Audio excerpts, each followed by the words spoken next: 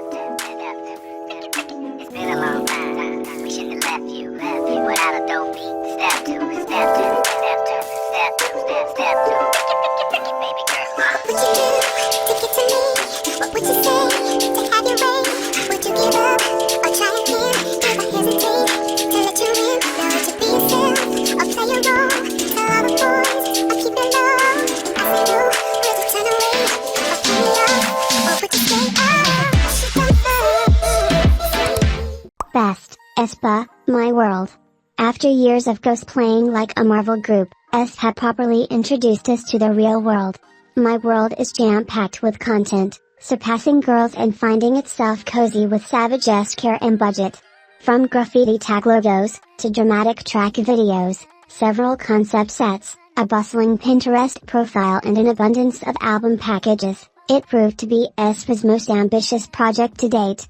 The late 2000s interpretation that the album concludes and gives a different execution to the rising trend, albeit a rather lackluster one. I fear my review has led many to believe I despise this album, but quite the contrary.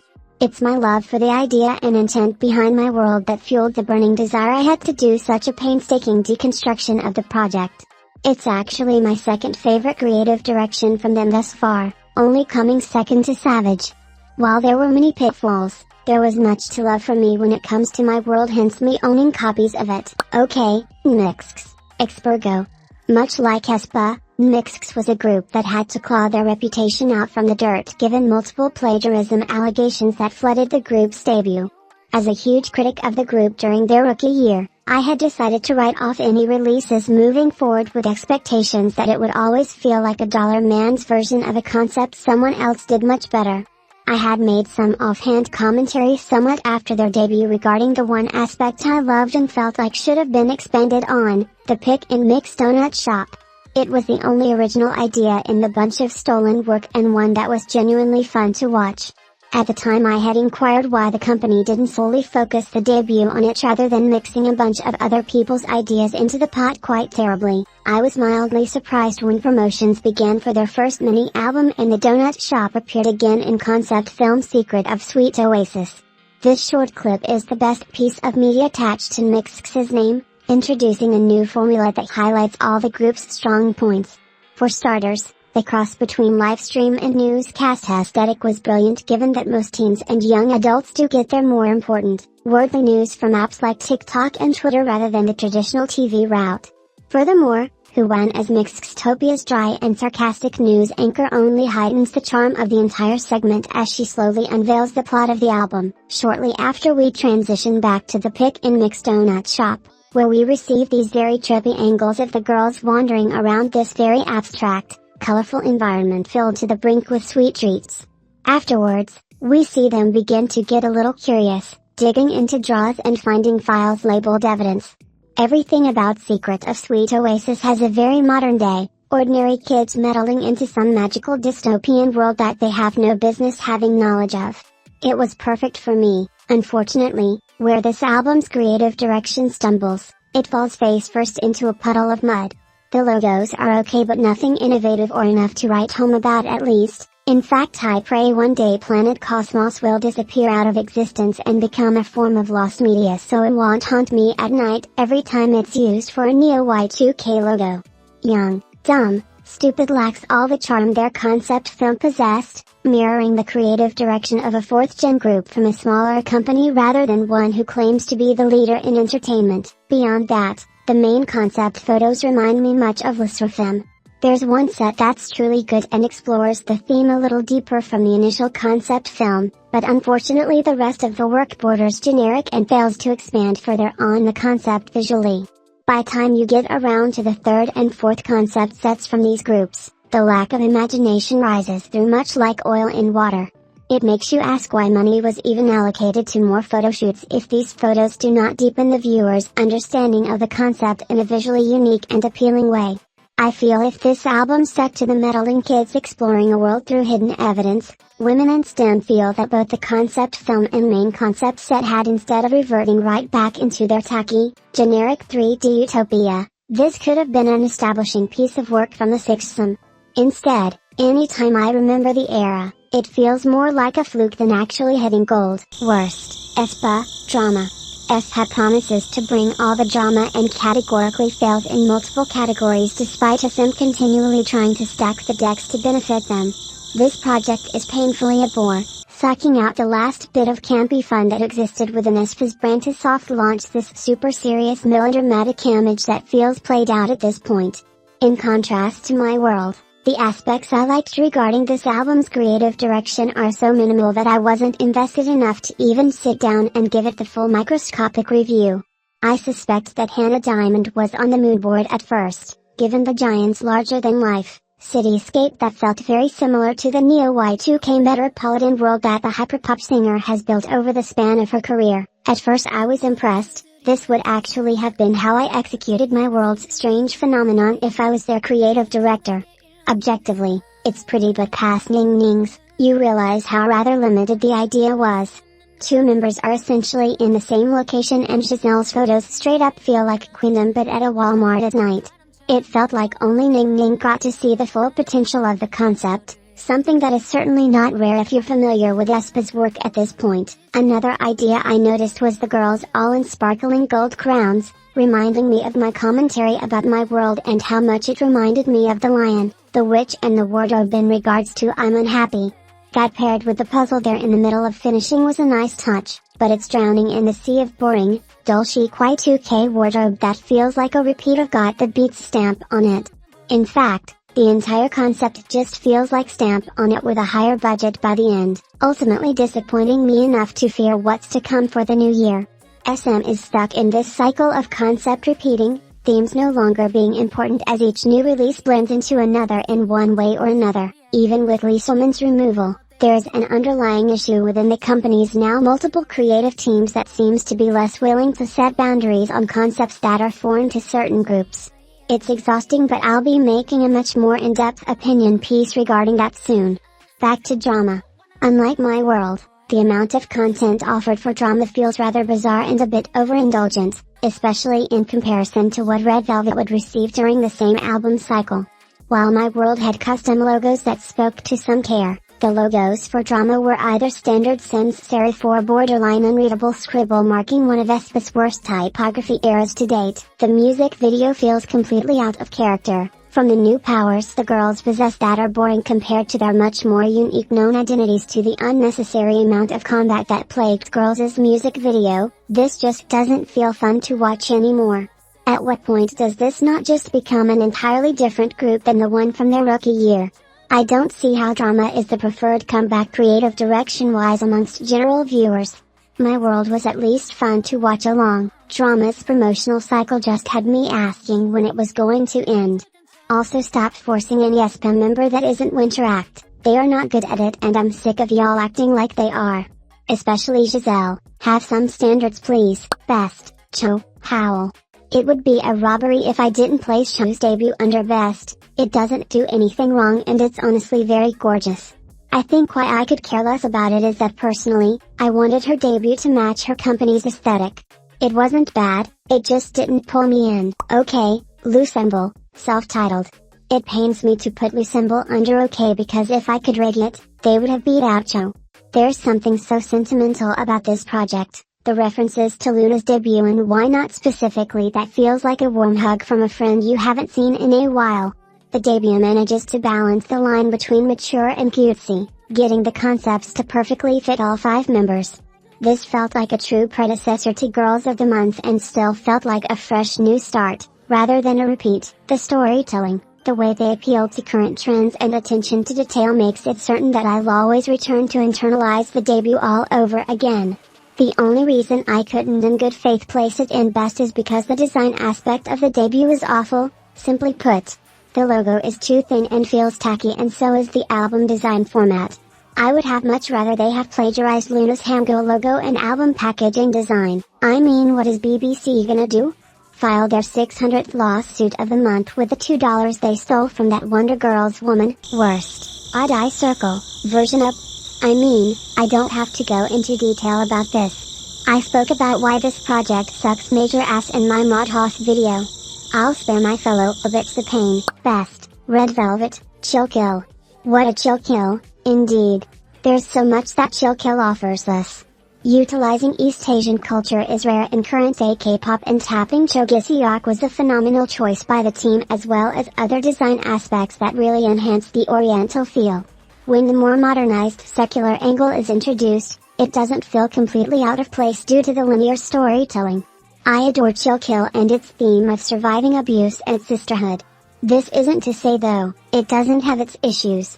I kept my thoughts to myself during the rollout because I'm a review first and fake creative director second, but there were a few moments that I did shrug at. For example, I was a huge fan of Queen's Archive as I gushed about the project and my Queendom rant. One of the aspects I loved was how good the storytelling was, reframing the Instagram account into a thrift shop and alluding to the girls finding their new selves in a space full of old adventures. When I saw the Instagram account change to Happy Ending for Chill Kill, I was ecstatic at first as I had wanted an actual album to repeat this creative direction. Over time though, its flaws have become a bit apparent. While Chill Kill gives us a storyline, it does borderline on being spoon-fed at certain points, not to mention there is something a bit pointless about making a story where 5 sisters murder their abusive father to save each other but not showcasing said murder. It feels rather bizarre for the team to be hesitant to show the gory reality when that's pretty much what their Velvet Side is for. I mean, this is like if Peekaboo's music video only showed Yeri holding her bow but we don't get to see her shoot it at the end and nearly hit the pizza boy. For me, the lack of commitment to showcasing the murder or even the drama that led to it sort of robs the entire music video of any real emotional weight. Especially when you compare how huge their father is compared to the girls. Like, I'm sorry, it should have been a straight bloodbath. A team effort if you must. I was going to continue, but I think I'm getting way too into details for a video that's not about Chill Kill. Regardless, objectively, it was wonderful. Okay, new gens, get up. The summer of new jeans unfortunately had washed out in the laundry by the time Get Up was over. The project loses most of its steam halfway through the rollout, splintering into several different directions that feel like they have little to no correlation amongst each other. While these other albums I've only given brief commentary regarding its creative direction, excuse me while I go into detail about how nonsensical this album is and why it does what it does. So for those who are unaware, the point of Get Up is to showcase the summer of new jeans in different ways. Rather than the sole Neo Y2K interpretation we got from their debut, we get more flavors this time around. This works to varying results in my personal opinion. The summer of new jeans takes heavy inspiration from Summer of Love, which essentially birthed the hippie/indie flat pop design that you often see now when people mention the 70s. This inspiration crops up in 3 places, the most obvious being the album package, which features the more retro, hippie design on and throughout the photo books. It's supposed to be complemented with the styling and set design for the photo shoot inside, featuring the girls around a shop where indie bands clearly play. Lastly, we have ASAP, which heightens the experience with the girls dancing around carefree much like the teens from that time period did, as well as the logo being in Bokeland's universe, a typeface that witnessed a surge in popularity during the aforementioned time period. I'm not opposed to this interpolation. Ador's team has showcased countless times that they're capable of modernizing retro trends and mixing them together to create something unique. However, this time I feel like everyone might have bit off more than they could chew. The heavy emphasis on the 70s aesthetic that is drenched in the album inclusions are seen nowhere but in ASAP, the art direction of which isn't even featured in said package. Why even build the album package around this concept if it was only one out of the several this album featured, one that didn't receive much of the focus until the very end of the promotion at that? The 70s hippie design choices are jarring next to the Neo Y2K logos and elements, let alone the Neo Y2K logos next to the more subdued, modern 70s inspired styling. None of it meshes well at all on its own, let alone when you're reminded of the several other concepts that this album is supposed to represent.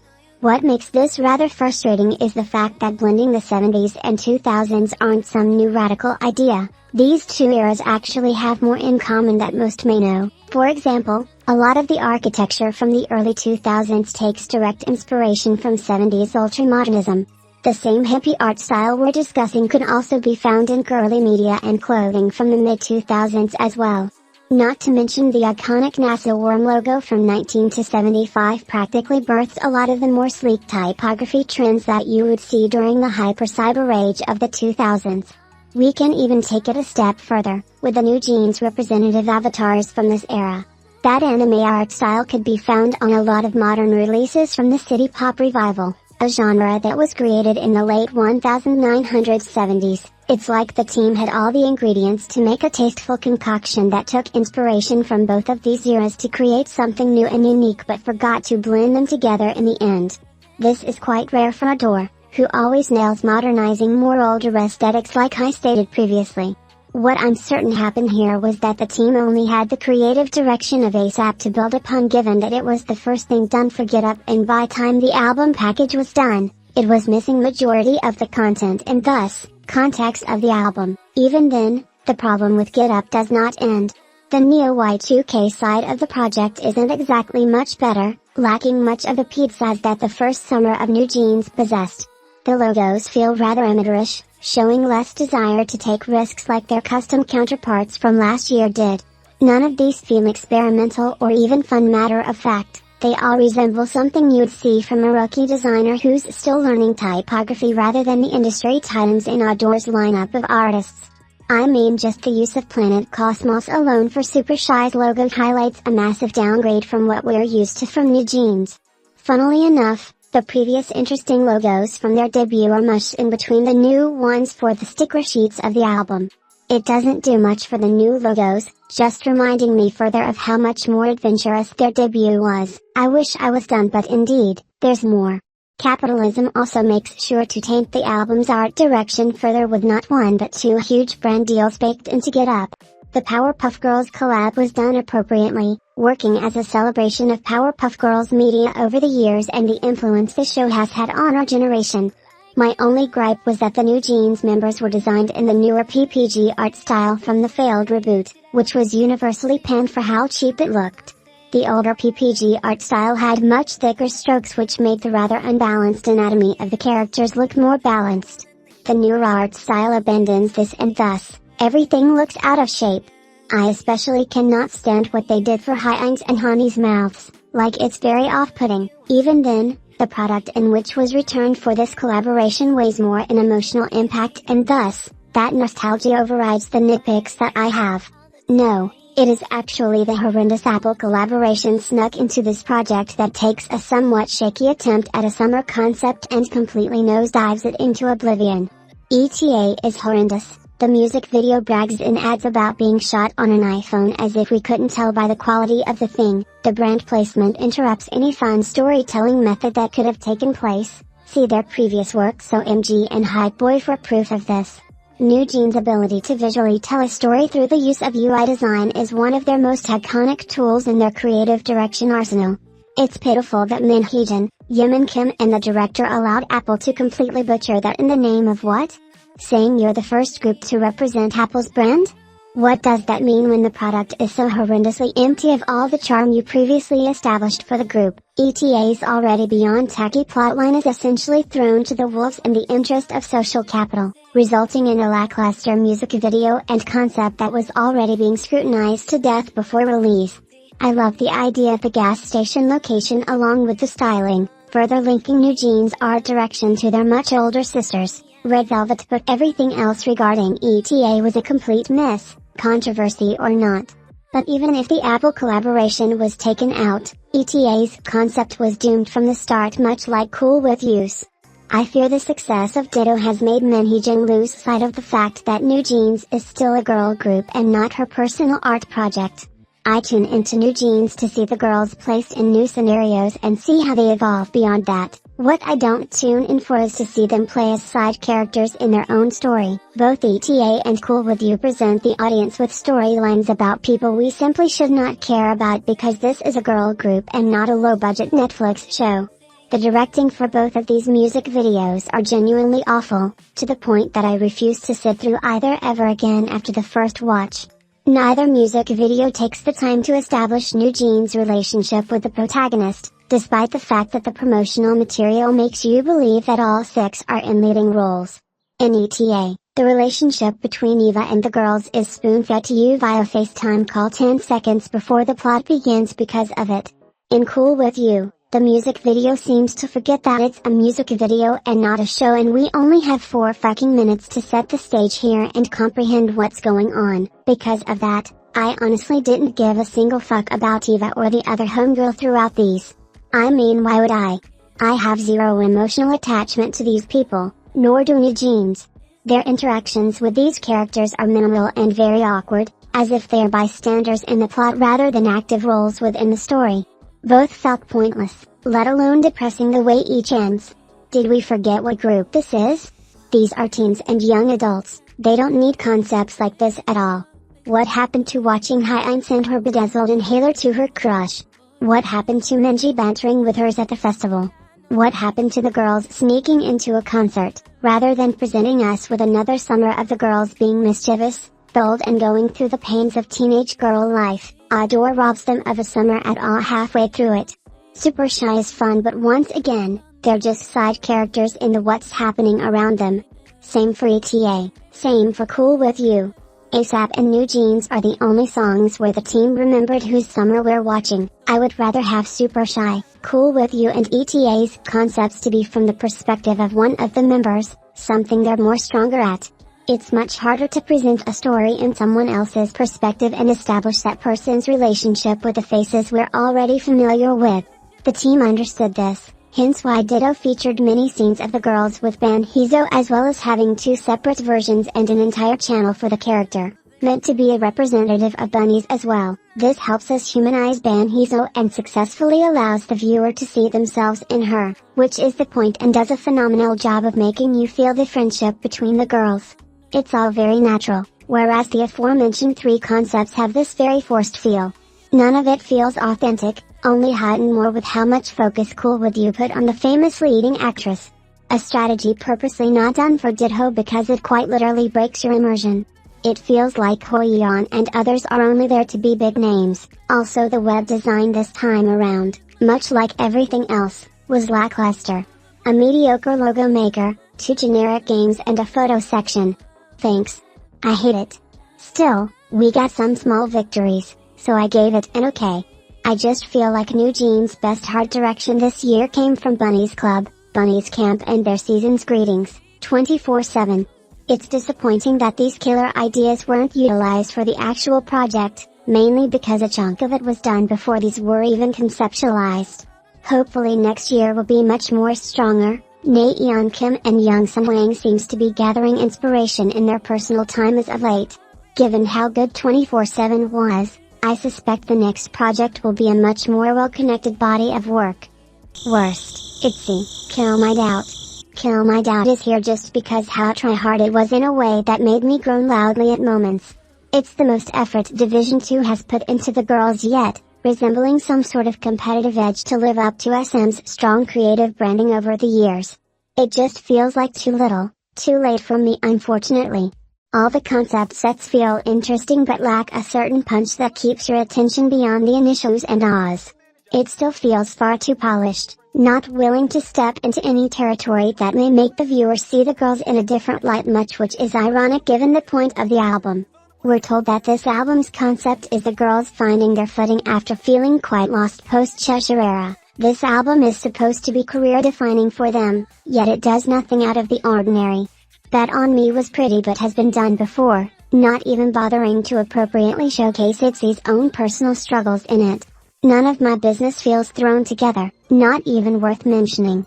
Cake then manages to become ITZY's worst music video by far, completely removing all the moving parts that made ITZY's art direction so iconic to begin with. The entire album feels plagued by how uninterested it is to do any visual storytelling that actually carries the message of the album, which makes sense. None of it is actually showing ITZY's struggles but rather the more milquetoast ones that the team cooked up to serve us. It's quite odd, especially in comparison to their contemporaries and how they handle themes. I mean, even aespa with their fake universe managed to represent their characters' emotions well, and Savage or I'm Unhappy compared to this. I'm just very disinterested in ITZY these days due to this. We refuse to get anything meaningful from their camp, which is frustrating because they always take risks on the dumbest shit, like the Mafia game or even Checkmate's entire premise. The one time in which a risk was needed to actually showcase a story that reflects the members' true uncertainty regarding their future, that's when they hold back. It's so corny, I'm over it. Best, Eva mine. I put this one after it ceased to be intentionally shady because it's scary how the new Supremes outdo the doer. I've always said that a good chunk of 4th gen groups are just Itsy spawns in different fonts, and Ive is very much the leader of the pack for me. That being said, it's only funnier that they would come out with a project that feels like everything Kill My Doubt should have been. For the first time in Ive's career we see this really vulnerable side, presenting the girls in a much softer and relatable light. It's very reminiscent of Ive Summer, a concept that I was a vocal supporter of when it first was rolled out. You can hear me gush more about it in my What's After Like video. Ive sparkles here like never before, taking us through this journey of emotional growth and discovering one's self. Everything about the album's production was very refreshing, with intriguing poster designs, artsy music videos that followed a linear plot line, and a climax that felt like it saw its logo and boldly dared to do better. The maximalist, bratty neo-Y2K art direction of Batty leaves jaws to the ground from beginning to end. For the first time, the group seems disinterested in just being imperfect stand-in porcelain dolls that display a concept and instead becomes the concept. The art direction for the music video definitely takes inspiration from Red Velvet's Ice Cream Cake and its logo, but in a way comparable to New Jeans' inspiration from FX and RV as well. You recognize the look, but the moving parts all still feel fresh and custom fit to the new artist. Ive Mine displayed a lot of creative grit that I've only seen from Starship with WJSN's Chacum. I'm happy to see Ive finally get a taste of that in a much more broader project. Okay, Kiss of Life, Born to Be 20. I have an entire script cooking up regarding this album's creative direction, so I'm not going to go into too much depth, but this album frustrates me to all ends. I don't want to go too hard because to me it seems their creative director, Leehan, is still in the beginning phase of her career. She still needs time to actually establish what her creative voice is. That being said, I find the way she struggles to actually connect her ideas together in their work to be nauseating, to say the least. This album touches on heavy subjects featured in the video content that are nowhere to be found in the photography or even the album package. The album still utilizes the zine format from debut, despite the fact that this album has a completely different message to it. This is even worse given that the debut zine was practically just New Jeans' Blue Book but make it Kiss of Life on a lower budget. I appreciated it still, but for Born to Be XX it feels completely out of place. You have these editorial shots of the girls that are so far removed from the characters we were introduced to. Why even touch on these subjects and not use it as a further launching pad to stand 10 toes on your beliefs throughout the creative direction? It leaves the decision to feel like a marketing move rather than an authentic conversation around how women are seen and treated in South Korea. It feels a bit cowardly in execution, I won't lie. The video content invokes imagery associated with anarchy, police brutality, social and retributive justice, but the actual product they're promoting for purchase is far removed from it. As a leftist, I understand that presenting these ideas and making them profitable are sometimes near impossible with censorship and repercussions due to the culture surrounding these issues. However, many artists have still done it even with these consequences looming over them. It feels like a spit in the face not to at least dare to continue that fight, especially because it directly puts your money where your mouth is. A music video completely detached to the album's concept is not challenging these systems as much as the importance of a physical package could in a country that values it more. Of course, this doesn't diminish the effort made regardless to spotlight these issues, but as someone also directly affected by them on the other side of the globe, I was conflicted on the note the album concluded on. Its representation, but at what cost? Worst, got the beat stamp on it. I mean, I went over this one in my Nini the Creative Director episode, I'm not gonna bore myself discussing it again. No budget, no real concept in mind, no real brand identity, just a huge waste of time for everyone involved. I'm sure the roaches on the lot enjoyed eating the crew's leftover lunch while they were shooting, good for them. Best, H1, Key Rose Blossom. This album's creative direction feels like what LeSserafim wanted with Unforgiven. I don't feel like going into detail about it, but just know it gets a thumbs up from me. They've also been strong beyond this, good on the company for rebranding them, getting a competent team and investing in their artist identity. Always a win. Okay, Jihyo, zone. And it sure did kill me good. Just when you thought Jive could never touch the heights of their second-gen solo artists, thankfully Jihyo pulled their awful reputation out of the absolute mud. The creative direction is mature and fresh, reminding me of early 2000s R&B albums. Speaking of the 2000s, the soft Gen X club theme carried throughout the album makes me absolute cry in happiness. The metropolitan blue, cream and orange color palette, the zone logo, the cozy city feel.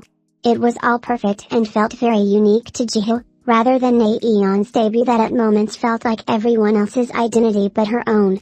There's just a wonderful sophistication that the album drips, creating this authentic experience that Twice nor even anyone under the company in years have managed to cultivate all into one piece. It lands on the OK roster because it has the unfortunate burden of being released under the JYP Entertainment label. Given to SM or even a more competent independent label like ATRP or Adore, we could have gotten a product more consistent and stronger. Especially music video and concept film-wise, oddly enough. It feels like she was given a much more constrained budget that they made do with, much like FX with Pink Tape. Did you see what I mean?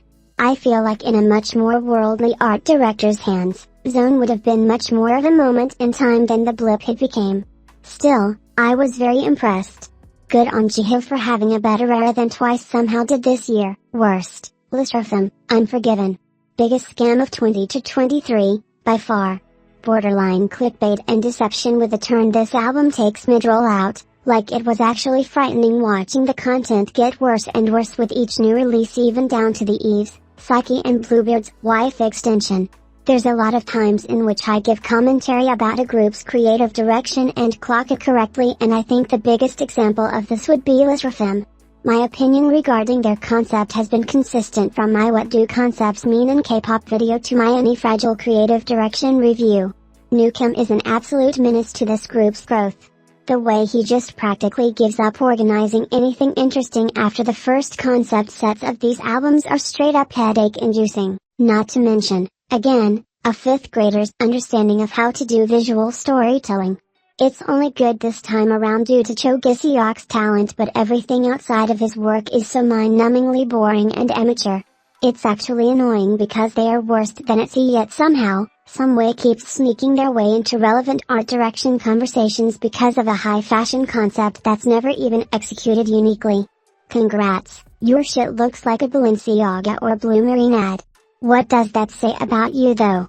This corny concept only ever gets fleshed out on their year-end stages, and it works because the girls are amazing performers. Had this been an aespa situation, this group would be beyond fucking cooked. None of their creative direction during this trilogy gets you invested in the themes, the stories, nothing. Like snore, snore, snore. Thank God it's over, get a new shtick and quick. Also fire your creative director, he fucking sucks. Let's do a quick speed round cause I'm getting exhausted thinking about the rest. Twice's Set Me Free was okay, much like Jihyo's debut at Channel's ultramodern 2000s, but it's JYP so it never gets interesting. Music video was bizarre and Twice's worst to date.